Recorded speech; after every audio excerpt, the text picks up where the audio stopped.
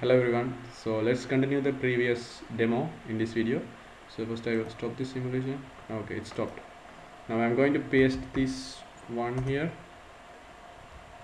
paste my code, and I'm going to start the simulation. Okay, so initially the LED is off because C is 0, initial C value is 0.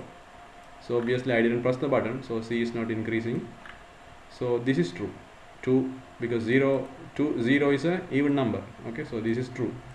0 divided modulus 2 is 0. So LED is off. So you can see the demo. See, this LED is off. Now I am going to press the button first time. Let's see what happens. See, I have pressed the button one time, and you see the LED is on. It is not going off.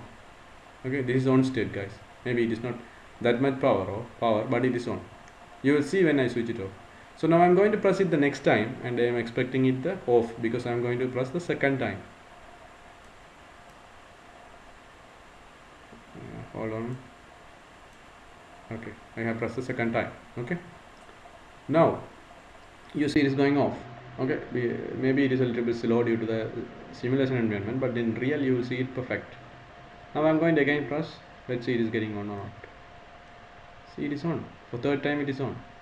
Okay, I'm going to press the next time, fourth time. You see it's off. Again I press and I take my hand off. Fifth time, odd number on. Sixth time, even number off. You see, single button we use for on and off purposes. You understand what I'm telling?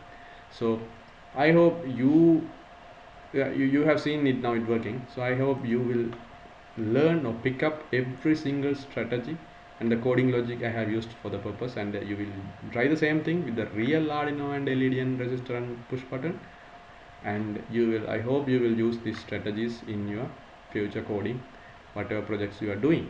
Okay guys, so I hope you enjoyed the video. I will catch you up in the next video guys. Take care.